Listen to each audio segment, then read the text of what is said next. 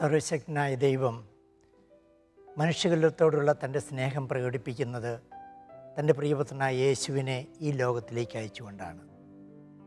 ആ ദൈവിക പദ്ധതിയിൽ നസ്രത്തിലെ കന്യാമേരി പങ്കുചേർന്നു. ദൈവത്താൽ പ്രത്യേകമായി അവൾ തിരഞ്ഞെടുക്കപ്പെട്ടു.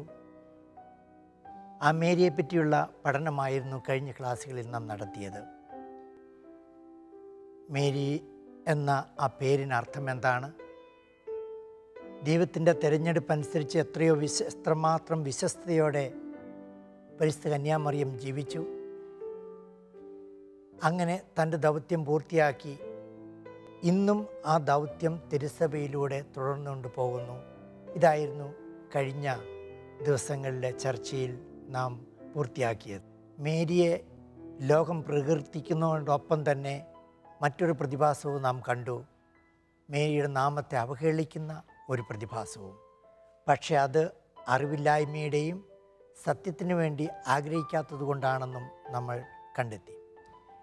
ഇന്നത്തെ നമ്മുടെ ക്ലാസ് പ്രധാനമായും മേരിയുടെ തിരഞ്ഞെടുപ്പിൽ എപ്രകാരം ദൈവത്തിൻ്റെ പദ്ധതി പൂർത്തിയായി, അതോടൊപ്പം തന്നെ മേരിയെ ദൈവം എത്രയോ ഉന്നതമായ സ്ഥാനത്തേക്ക് ഉയർത്തി എന്ന് വീണ്ടും നാം വിചിന്തനം ചെയ്യുകയാണ്. അങ്ങനെ മേരി എന്ന ആ അമ്മയിലൂടെ ക്രൈസ്തവരെല്ലാം ഒരമ്മയെ കണ്ടെത്തുകയാണ്. അതുകൊണ്ടാണ് യേശുവിൻ്റെ അമ്മയെ തിരുസഭയുടെ മാതാവ് എന്ന് വിളിക്കുകയും തിരുസഭയുടെ മക്കളെല്ലാവരും മേരിയെ ബഹുമാനിക്കുകയും ആദരിക്കുകയും വണങ്ങുകയും ചെയ്യുന്നത്. നമ്മളൊക്കെ വിശ്വസിക്കുന്നു പരിശുദ്ധ അമ്മ യേശുവിൻ്റെ അമ്മയാണെന്ന്. നമുക്കെല്ലാവർക്കും അറിയുകയും ചെയ്യാം. വിശുദ്ധ ഗ്രന്ഥം തന്നെ ഇതിന് സാക്ഷി നൽകുന്നുണ്ടല്ലോ. ഒരു അമ്മ എന്ന് പറഞ്ഞ ജന്മം കൊടുക്കുക, ഒരു കുഞ്ഞിന് ജന്മം കൊടുക്കുക എന്നുള്ളതാണ്. യേശുവിടെ ജന്മം കൊടുക്കുക എന്നതായിരുന്നു പരിശുദ്ധ അമ്മയുടെ ദൗത്യം തന്നെ. അതുകൊണ്ടാണ് പരിശുദ്ധ അമ്മയെ ദൈവം പ്രത്യേകമായിട്ട് തിരഞ്ഞെടുത്തത് തന്നെ. പലപ്പോഴും മറ്റു പല വിഭാഗക്കാർ, സഭാ വിഭാഗങ്ങൾ നമ്മോട് ചോദിക്കുന്നൊരു ചോദ്യമാണ്, ഒരു കുഞ്ഞിന് ജന്മം കൊടുക്കുക എന്നതിലും അപ്പുറം എന്തിനാണ് അമ്മ എന്ന സ്ഥാനത്തിന് ഇത്രയേറെ പ്രാധാന്യം കത്തോലിക്ക സഭയിൽ കൊടുക്കുന്നത്? പലപ്പോഴും അതിന് ഉത്തരം കിട്ടാതെ കുഴഞ്ഞു പോയിട്ടുണ്ട്. അച്ഛൻ ഇതിനെക്കുറിച്ചൊന്ന് വ്യക്തമായിട്ടൊന്ന് വിശദീകരിച്ചു തരാമോ? അച്ഛോ, ഒരു പോയിന്റും കൂടെ എനിക്ക് ആഡ് ചെയ്താൽ കൊള്ളാമെന്നുണ്ട്. മാതാവിനെ ചിലരൊക്കെ മുട്ടത്തോടിനോടാണ് സാദൃശ്യപ്പെടുത്തിയിരിക്കുന്നത്. ഇങ്ങനെ പറയുന്നവർക്ക് നമുക്ക് എന്ത് മറുപടിയാണ് കൊടുക്കാൻ സാധിക്കുക? അതിൻ്റെ ചോദ്യത്തിൻ്റെ അർത്ഥം ഞാൻ മനസ്സിലാക്കുന്നത് ഇതാണ്. ചിലരുടെ മനസ്സിൽ കിടക്കുന്നത് യഥാർത്ഥത്തിൽ നസ്രത്തിലെ മേരി യേശുവിൻ്റെ അമ്മയായിരുന്നോ അല്ലയോ, ഇതാണല്ലോ. ഇതിൻ്റെ ഉത്തരം വ്യക്തമായി സുവിശേഷത്തിൽ കിടപ്പുണ്ട്. അതുപോലെ തന്നെ പൗലോസ്ലിയായുടെ ഗലാത്യക്കാർക്കുള്ള ലേഖനത്തിലെ 4-ാമത്തെ വചനത്തിലും കിടപ്പുണ്ട്. കാലത്തിൻ്റെ പൂർണ്ണതയിൽ സ്ത്രീയിൽ നിന്നും അവൻ ജനിച്ചു. ഇനി ആരാണ് ഒരമ്മ? നമ്മൾ ഒരമ്മയെ പല രീതിയിലും കാണാറുണ്ട്. ഒരു സ്ത്രീയെ ഒന്ന് ഒരമ്മ എന്ന് പറയുമ്പോൾ ശാരീരികമായ ബന്ധത്തെയാണ് സൂചിപ്പിക്കുന്നത്. ഒരു സ്ത്രീ ഗർഭം ധരിച്ച് ഒരു കുഞ്ഞിന് ജന്മം നൽകി വളർത്തുന്നു, അതൊരമ്മയാണ്. മറ്റൊന്ന് മാനസികമായി തന്നെ ഒരു വ്യക്തി അമ്മയാകാം. ഒരു കുഞ്ഞിനെ, ആ കുഞ്ഞിനാവശ്യമായ കാര്യങ്ങൾ, ശാരീരികവും മാനസികവും ആത്മീയവുമായ കാര്യങ്ങൾ നൽകി വളർത്തുന്ന ഒരു വ്യക്തിയെയും അമ്മ എന്ന് നാം വിളിക്കാറുണ്ട്. അതുപോലെ തന്നെ ആത്മീയമായ ഒരു ബന്ധത്തിൽ, ഉദാഹരണം പറയുകയാണെങ്കിൽ മദർ തെരേസ, കാരണം ആ ആത്മീയതയിൽ തന്നെ ഒരു കുട്ടിയെ വളർത്തുമ്പോഴും അമ്മയായിത്തീരുകയാണ്. ഇനി നസ്രത്തിലെ മേരിയെ സംബന്ധിച്ചിടത്തോളം മേരി യേശുവിൻ്റെ യഥാർത്ഥ അമ്മയായിരുന്നുവോ? ഞാൻ നിങ്ങളെ കൊണ്ടുപോകാൻ ആഗ്രഹിക്കുന്നത് മറ്റൊരിടത്തേക്കുമല്ല. ലൂക്കായുടെ സുവിശേഷത്തിൽ മാതാവിന് ഗബ്രിയേൽ ദൂതൻ നൽകുന്ന ആ സന്ദേശത്തിൽ എന്താണ് മേരിയുടെ ദൗത്യമെന്നും ഏത് ഉത്തരവാദിത്വത്തിലാണ് മേരി ഏറ്റെടുക്കേണ്ടതെന്നതിനെ പറ്റി വ്യക്തമായി പറയുന്നുണ്ട്. 6-ാം മാസം ഗബ്രിയേൽ ദൂതൻ ഗലീലിൽ നസ്രത്ത് എന്ന പട്ടണത്തിൽ ദാവീദിന് വംശത്തിൽപ്പെട്ട ജോസഫ് എന്നു പേരായ പുരുഷനുമായി വിവാഹ നിശ്ചയം ചെയ്തിരുന്ന കന്യകയുടെ അടുത്തേക്ക് ദൈവത്താൽ അയക്കപ്പെട്ടു. അവളുടെ പേര് മറിയം എന്നായിരുന്നു. ദൂതൻ അവളുടെ അടുത്ത് വന്ന് പറഞ്ഞു, ദൈവകൃപ നിറഞ്ഞവളെ സ്വസ്തി, കർത്താവ് നിന്നോടുകൂടെ. ഈ വചനം കേട്ട് അവൾ വളരെ അസ്വസ്ഥയായി. എന്താണ് ഈ അഭിവാദനത്തിൻ്റെ അർത്ഥമെന്ന് അവൾ ചിന്തിച്ചു. ദൂതൻ അവളോട് പറഞ്ഞു, മറിയമേ, നീ ഭയപ്പെടേണ്ട. ദൈവസന്നിധിയിൽ നീ കൃപ കണ്ടെത്തിയിരിക്കുന്നു. നീ ഗർഭം ധരിച്ച് ഒരു പുത്രനെ പ്രസവിക്കും. നീ അവന് യേശു എന്ന് പേരിടണം. ഒരു സ്ത്രീ അമ്മയാകുന്നതിൻ്റെ ആദ്യത്തെ പടിയാണിത്. അവൾ ഗർഭം ധരിച്ച് പിന്നീട് ഒരു ശിശുവിന് ജന്മം നൽകുന്നു. അതോടെ അമ്മയായിത്തീരുന്നു. എന്നാൽ ആ അമ്മയുടെ പൂർണ്ണത വരുന്നത് ആ ശിശുവിനെ വളർത്തി, ആ ശിശുവിനെ വലുതാക്കി ദൈവം ഏൽപ്പിച്ചിരിക്കുന്ന ദൗത്യത്തിലേക്ക് നയിക്കുമ്പോഴാണ്. പരിശുദ്ധ കന്യാമറിയത്തിൻ്റെ ജീവിതം തന്നെ നമുക്കെടുക്കാം. മറിയം യേശുവിന് ജന്മം കൊടുത്തത് മാത്രമേ ഉള്ളൂ. പിന്നീടുള്ള സംഭവങ്ങൾ മുഴുവൻ നാം മനസ്സിലാക്കുന്നുണ്ട്. ശത്രുക്കൾ യേശുവിനെ, ദൈവത്തിനെ കൊല്ലുവാനായി പുറപ്പെടുന്നു. മേരിക്കും യോസേപ്പിനും സന്ദേശം കിട്ടുന്നു. അവർ യേശുവിനെ രക്ഷിക്കുവാനായി ഈജിപ്തിലേക്ക് പോകുന്നു. കാലം കഴിഞ്ഞപ്പോൾ അവർ ഈജിപ്തിൽ നിന്ന് തിരിച്ച് നസറത്തിലേക്ക് വരുന്നു. അവിടെ യേശുവിനെ വളർത്തുന്നു. നിയമമനുസരിച്ച് മറിയം വളർത്തുന്നു. അതുകൊണ്ടാണ് അന്നത്തെ യഹൂദന്മാരുടെ നിയമമനുസരിച്ച് ദേവാലയത്തിൽ പോയതും പിന്നീട് നടക്കുന്ന അവിടുത്തെ സംഭവങ്ങളും നമുക്കറിയാം. എത്രമാത്രം യേശുവിൻ്റെ കാര്യത്തിൽ മാതാവ് താല്പര്യമായിരുന്നുവെന്ന് ദേവാലയത്തിൽ വെച്ച് യേശുവിനോട് അമ്മ ചോദിക്കുന്ന ആ ചോദ്യത്തിൽ നമുക്ക് മനസ്സിലാകാം. പിന്നീട് വീണ്ടും നാം കാണുന്നുണ്ട് മേരിയെ പലപ്പോഴായി യേശുവിൻ്റെ സന്നിധിയിൽ, യേശുവിൻ്റെ പരസ്യ ജീവിതകാലത്ത്. അവസാനമായി യേശു തൻ്റെ ഏറ്റവും വലിയ ബലിയായ കുരിശിലെ സമർപ്പണം, ആ അവസാന നിമിഷങ്ങളിൽ മേരിയും ഒപ്പമുണ്ടായിരുന്നു. അപ്പോൾ മേരിയുടെ ദൗത്യം യേശുവിന് ജന്മം നൽകുന്നതുകൊണ്ട് മാത്രം തീർന്നില്ല. ദൈവം തന്നെ പരമേൽപ്പിച്ച ആ വലിയ ദൗത്യം പൂർത്തിയാക്കുന്നതിലാണ് മേരിയുടെ മാതൃത്വം അടങ്ങിയിരിക്കുന്നത്. സഹോദരൻ പറഞ്ഞു, ചിലർ ചോദിക്കും, മേരിയുടെ ബന്ധവും യേശുവിൻ്റെ ബന്ധവും തമ്മിൽ ഒരു മൊട്ടത്തോടും ഒരു കുഞ്ഞുമായിട്ടുള്ള ബന്ധമേ ഉള്ളോ എന്ന്. എന്താണ് ഒരു മൊട്ടത്തോടെന്ന് പറയുന്നത്? ഒരു കുഞ്ഞിനെ ആവരണം ചെയ്യുന്ന ഒരു സുരക്ഷിത വസ്തു എന്ന് മാത്രമേ ഉള്ളൂ. ഒരിക്കൽ ആ കുഞ്ഞ് പുറത്തു വന്നു കഴിഞ്ഞാൽ പിന്നെ ആ മൊട്ടത്തോടും കുഞ്ഞുമായിട്ട് യാതൊരു ബന്ധവുമില്ല. യേശുവും മേരിയും തമ്മിലുള്ള ബന്ധം അതല്ലായിരുന്നുവല്ലോ. ശാരീരികമായി നാം നോക്കുമ്പോൾ മേരി യേശുവിനെ ബെത്ലേഹം മുതൽ കാൽവരി വരെ അനുധാവനം ചെയ്ത ഒരു വ്യക്തിയായിരുന്നു. അതിനപ്പുറമായി യേശു കൽപ്പിക്കുന്ന മറ്റൊരു മാതൃത്വമുണ്ട്. അതുകൊണ്ടാണ് ഒരു തവണ മേരിയും ഗ്രാമത്തിൽ നിന്നുള്ള ജനങ്ങളും സഹോദരന്മാരും അവിടെ എത്തിയപ്പോൾ അമ്മയും സഹോദരന്മാരും കാത്തിരിക്കുന്നു എന്ന് പറഞ്ഞപ്പോൾ യേശു പറയുന്നത്, ആരാണ് എൻ്റെ അമ്മ, ആരാണ് എൻ്റെ സഹോദരൻ? ദൈവവചനത്തെ അറിഞ്ഞ് സ്നേഹിച്ച് അത് ജീവിതത്തിൽ പകർത്തുന്നവരാണ് എൻ്റെ അമ്മ. ശരിക്ക് മേരിയുടെ മാതൃത്വം ഒരു ശാരീരിക മാതൃത്വം മാത്രമായിരുന്നില്ല. യഥാർത്ഥ മാതൃത്വം അതിനപ്പുറമായുള്ള ഒരു ആത്മീയ മാതൃത്വത്തിലേക്ക് മേരി കടന്നു. ഇതാ കർത്താവിൻ്റെ ദാസി എന്ന് പറഞ്ഞ് മേരി സ്വയം സമർപ്പിച്ചപ്പോൾ ദൈവത്തിൻ്റെ ഹിതത്തിന് പൂർണ്ണമായി മേരി കീഴ്വഴങ്ങുകയാണ് ചെയ്തത്. ആ കീഴ്വഴക്കം നമ്മൾ യേശുവിൻ്റെ ജീവിതത്തിൽ മുഴുവൻ അവസാന നിമിഷം വരെ മേരിയുടെ സാന്നിധ്യവും സഹകരണവും കാണുന്നുണ്ട്. അതുകൊണ്ട് ആ ആത്മീയ അർത്ഥത്തിലും മേരി പൂർണ്ണമായ ഒരു അമ്മയാണ്. ആ അമ്മയാണ് യേശുവിനെ പരസ്യ ജീവിതത്തിലേക്ക് നയിച്ചത്. ആ അമ്മയാണ് കാൽവരിയിലെ ആ സമർപ്പണത്തിൻ്റെ പൂർത്തീകരണത്തിൻ്റെ നിമിഷത്തിലും അവിടെ ഉണ്ടായിരുന്നത്. ഇതുകൊണ്ടാണ് യേശു ആ കുരിശിൽ കിടന്നുകൊണ്ട് പറഞ്ഞത്, സ്ത്രീ, ഇതാ നിൻ്റെ മകൻ. ശിഷ്യനെ നോക്കിക്കൊണ്ട് ഈശോ പറയുന്നുണ്ട്, ഇതാ നിൻ്റെ അമ്മ. തൻ്റെ ബലി സമർപ്പണത്തിൻ്റെ അവസാന നിമിഷത്തിലും യേശു മേരിയെ വിളിച്ചത് അമ്മ എന്നാണ്. അപ്പോൾ എങ്ങനെ മറ്റൊരു വ്യക്തിക്ക് യേശുവിന് മൊട്ടത്തോടിൻ്റെ ആ സാദൃശ്യത്തിൽ മേരിയെ കാണാൻ സാധിക്കും?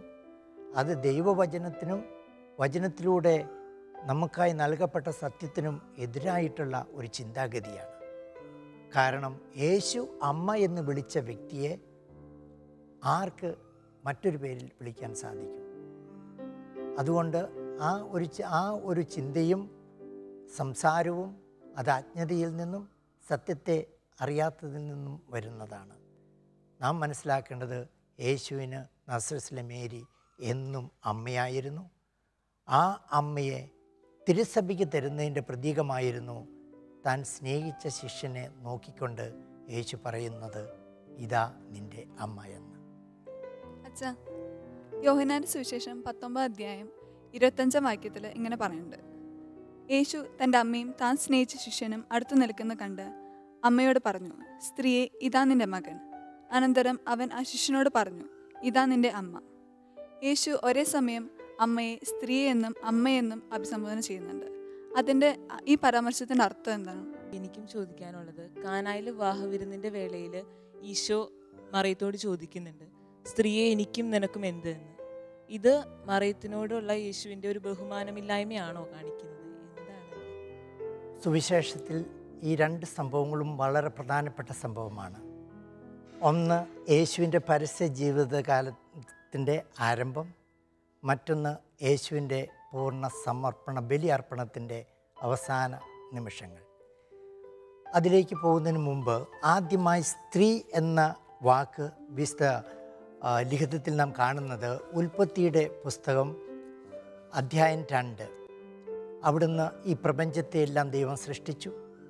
അതിനുശേഷം തൻ്റെ രൂപത്തിലും ഛായയിലും മനുഷ്യനെ സൃഷ്ടിച്ചു. എന്നിട്ട് 22 വാക്യത്തിൽ പറയുകയാണ്, മനുഷ്യനിൽ നിന്ന് എടുത്ത വാരിയെല്ലുകൊണ്ട് അവിടുന്ന് ഒരു സ്ത്രീക്ക് രൂപം കൊടുത്തു, അവളെ അവൻ്റെ മുമ്പിൽ കൊണ്ടുവന്നു. പിന്നീട് ദൈവം തന്നെ മനുഷ്യൻ പാപം ചെയ്തപ്പോൾ പറയുന്നുണ്ട്, നീയും ഹവ്വായോട് പറയുന്നു, നീയും സ്ത്രീയും തമ്മിൽ ഞാൻ ശത്രുത ഉളവാക്കും. അവിടെ ഈ സ്ത്രീക്കൊരു പ്രത്യേകമായ അർത്ഥമാണുള്ളത്. ഒന്നാദ്യമായി നിങ്ങളൊക്കെ മനസ്സിലാക്കുക, ഹീബ്രു ഭാഷയിൽ സ്ത്രീ എന്ന പദം എപ്പോഴും ബഹുമാന പുരസ്സരം ഉപയോഗിച്ചിരുന്നൊരു പദമാണ്.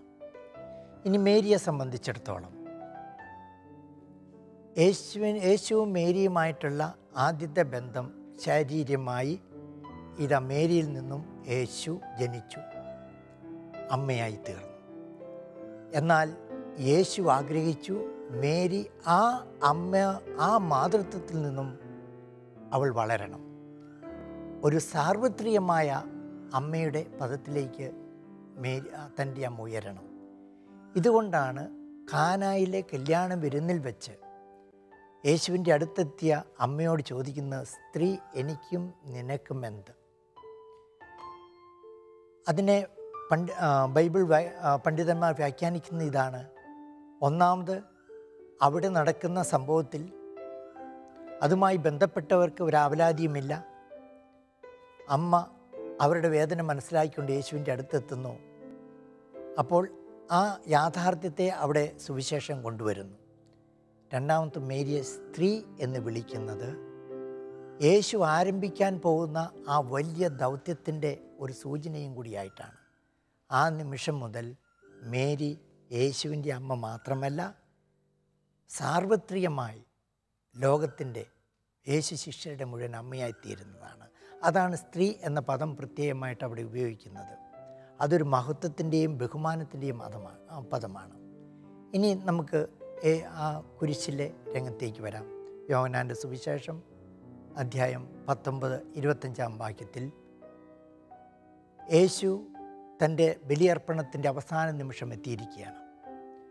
അവിടുന്ന് താഴേക്ക് നോക്കുമ്പോൾ തൻ്റെ അമ്മയെ കാണുന്നു, തന്നെ സ്നേഹിച്ച ശിഷ്യനെയും കാണുന്നു. ആ അമ്മയെ നോക്കിക്കൊണ്ട് യേശു വിളിക്കുന്നത് സ്ത്രീ എന്നാണ്. അതാണല്ലോ നിങ്ങളുടെ സംശയവും, സ്ത്രീ എന്നാണ്. അതായത് ആ നിമിഷത്തിൽ മേരിയെ യേശുനാഥൻ ഈ സർവത്തിൻ്റെയും അമ്മയായി ഉയർത്തുന്ന രംഗമാണ്. അതുവരെയും മേരി യേശുവിൻ്റെ അമ്മ മാത്രമേ ഉള്ളൂ. ആ നിമിഷം മുതൽ മേരി വരാൻ പോകുന്ന യുഗത്തിൻ്റെയും സർവ്വജനങ്ങളുടെയും അമ്മയായി ഉയർത്തപ്പെടുന്ന ആ മഹനീയമായ ഒരു നിമിഷമാണത്. മഹനീയമായ സ്ഥാനമാണ് മേരിക്ക് അവിടെ കൊടുക്കുന്നത്. അതേസമയം നിങ്ങൾ നോക്കുക, യേശു താൻ സ്നേഹിച്ച ശിഷ്യനെ നോക്കിക്കൊണ്ട് ഇതാ നിൻ്റെ സ്ത്രീ എന്നല്ല പറഞ്ഞത്, ഇതാ എൻ്റെ സ്ത്രീ എന്നല്ല പറഞ്ഞത്. ഇതാ നിൻ്റെ അമ്മ എന്നാണ് പറഞ്ഞത്. ഈ നിമിഷം മുതൽ ഇന്നലെ വരെ ഈ നിമിഷം എൻ്റെ അമ്മയായിരുന്ന മേരി ഇന്നു മുതൽ നിൻ്റെ അമ്മയായി മാറുകയാണ്. നിന്നെ രക്ഷയിലേക്ക് നയിക്കുന്ന അമ്മ. അതുകൊണ്ട് ഈ സ്ത്രീ എന്ന പദമാണ് അമ്മ എന്ന പദത്തിൽ നിന്നും മേരിയെ വളർത്തിയ, വലുതാക്കിയ, മഹത്വത്തിലേക്ക് എത്തിച്ച പദമാണ് സ്ത്രീ എന്നത്. ആ നിമിഷം മുതലാണ് നസ്രത്തിലെ മേരി എന്ന അമ്മ, ആ സ്ത്രീ ആശിഷിൻ്റെയും സാർവത്രിക സഭയുടെയും അമ്മയായി തീരുന്നത്. മറ്റൊരു കാര്യം കൂടി ഞാൻ നിങ്ങളെ ഓർപ്പിക്കാം. എന്തുകൊണ്ട് ആ ശിഷ്യൻ്റെ പേരവിടെയില്ല? താൻ സ്നേഹിച്ച ശിഷ്യൻ എന്ന് മാത്രമാണ് യോഹന്നാൻ സ്ലീഹ എഴുതുന്നത്. താൻ സ്നേഹിച്ച ആ ശിഷ്യൻ എന്ന് പറയുമ്പോൾ അത് തിരുസഭയെ മുഴുവൻ, യേശു ശിഷ്യരെ മുഴുവൻ ഉൾക്കൊള്ളുന്ന ഒരു പദമാണ് താൻ സ്നേഹിച്ച ശിഷ്യൻ. യേശു ആരെയൊക്കെ സ്നേഹിക്കുന്നുവോ അവരുടെയൊക്കെ അമ്മയായി മാറുകയാണ് പരിശുദ്ധ കന്യാമറിയം. ആ കന്യാമറിയത്തിന് കൊടുക്കുന്ന ഏറ്റവും വലിയ ഒരു സ്ഥാനവും ഒരു ദൗത്യവുമാണ് താൻ സ്നേഹിച്ച ശിഷ്യൻ്റെ. അവിടെ നാം പേര് ചേർക്കണം. ആ പേര് എൻ്റേതും നിങ്ങൾ ഓരോരുത്തരുടെയുമാണ്. യേശു സ്നേഹിച്ച ശിഷ്യൻ, ആ ശിഷ്യൻ്റെ അമ്മ, അത് യേശുവിൻ്റെ അമ്മയാണ്. യേശുവിൻ്റെ അമ്മയായി നസ്രത്തിലെ മേരിയെ പ്രത്യേകമായി ദൈവം തിരഞ്ഞെടുത്തു. ആ തിരഞ്ഞെടുപ്പിൽ മേരി പൂർണ്ണമായി സഹകരിച്ചു. ബെത്ലഹേം മുതൽ കാൽവരി വരെ യേശുവിനോടൊപ്പം അമ്മയുണ്ടായിരുന്നു. ആ കാൽവരിയിലെ കുരിശിൽ വെച്ച് യേശു മേരിയെ അത്യുന്നതമായൊരു സ്ഥാനത്തേക്ക് ഉയർത്തുകയാണ്. സ്ത്രീയായി, അമ്മയായി, സഹോദരിയായി, നമ്മുടെ എല്ലാവരുടെയും രാജ്ഞിയായി. ഇതായിരുന്നു ഇന്നത്തെ നമ്മുടെ പഠനത്തിൻ്റെ പ്രധാനമായ വിഷയം. ഇനി എപ്രകാരമാണ് ഈ അമ്മ തിരുസഭയെ നയിക്കുന്നതെന്നും നമ്മുടെ ഓരോരുത്തരുടെയും ഹൃദയത്തിൽ വസിക്കുന്നുവെന്നും നമ്മൾ അടുത്ത പഠന ക്ലാസ്സിൽ നമ്മൾ ചർച്ച ചെയ്യും. ഒരിക്കൽ കൂടി നിങ്ങൾക്കെല്ലാവർക്കും പ്രത്യേകമായിട്ട് നന്ദി പറയുന്നു. നമുക്കൊന്നിച്ച് പ്രാർത്ഥിക്കാം. ദൈവാനുഗ്രഹം നിങ്ങളോടുകൂടി ഉണ്ടായിരിക്കട്ടെ. Thank you very much.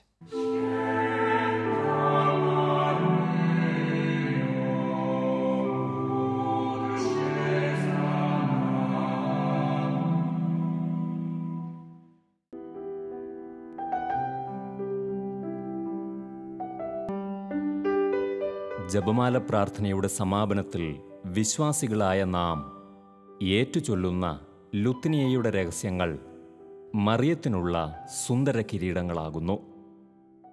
ആമുഖ പ്രാർത്ഥനയ്ക്കും ത്രിത്വൈക മഹത്വ പ്രാർത്ഥനകൾക്കും ശേഷം വരുന്ന മാതൃസ്തുതികൾ മറിയത്തിനുള്ള മഹത്തരമായ കനക കിരീടങ്ങളാകുന്നു.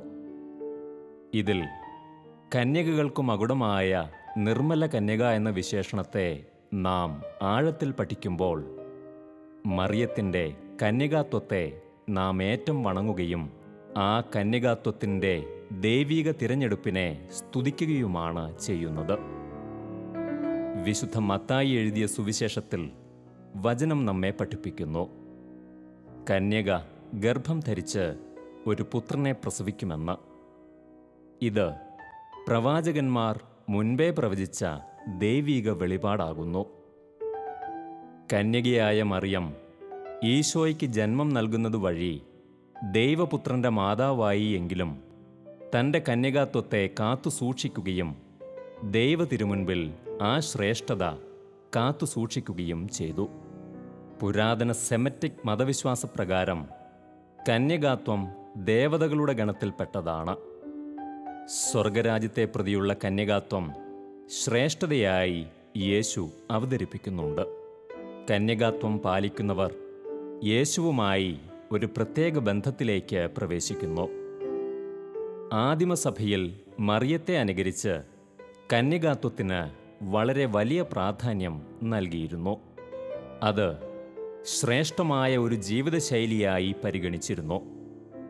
മറിയം നിത്യകന്യകയായിരുന്നുവെന്ന് സഭാ പാരമ്പര്യം നമ്മെ പഠിപ്പിക്കുന്നു.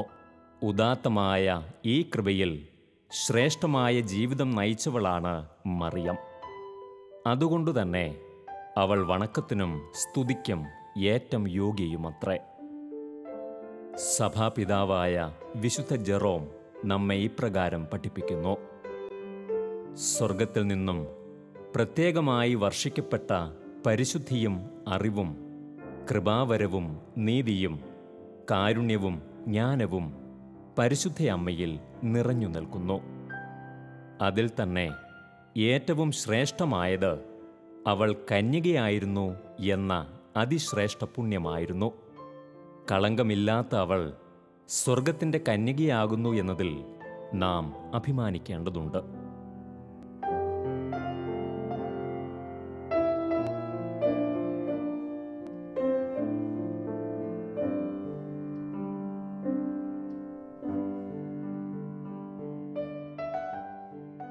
വിശുദ്ധ ജർമാനൂസ് പറയുന്നു: ദൈവം വസിക്കുന്നയിടം പരിശുദ്ധമാണ്.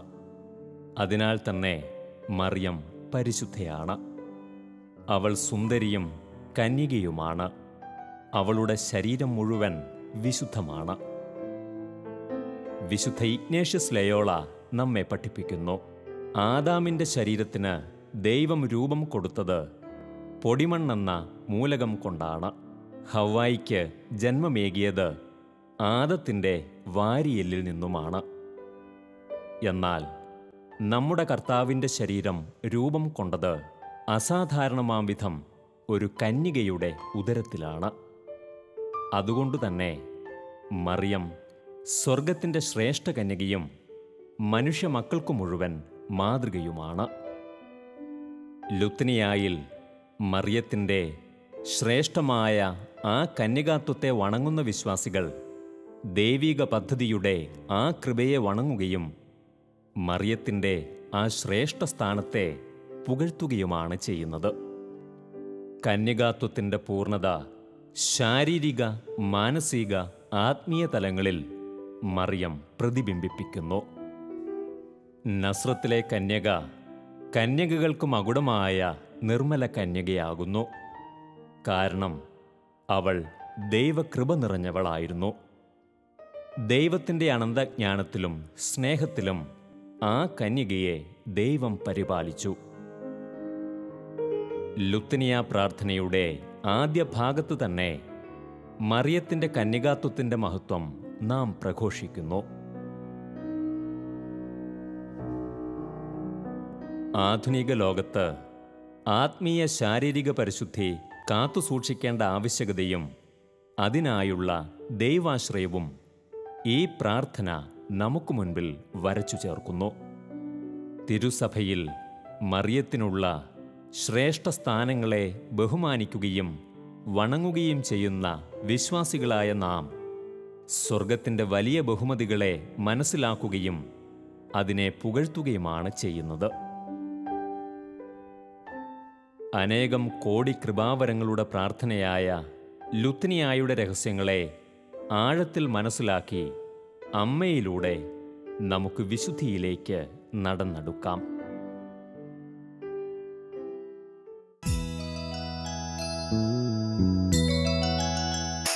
ഹൃദയം പകർന്നു വിളിക്കുമ്പോൾ അരികിൽ വരും അമലോത്ഭവയാമമ്മ.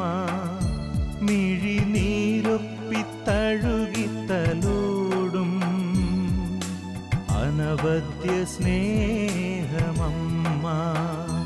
ഹൃദയം പകർന്നു വിളിക്കുമ്പോൾ അരികിൽ വരും അമലോത്ഭവയാമമ്മ. മിഴിനീരൊപ്പിത്തഴുകിത്തലോടും അനവദ്യ സ്നേഹമമ്മ.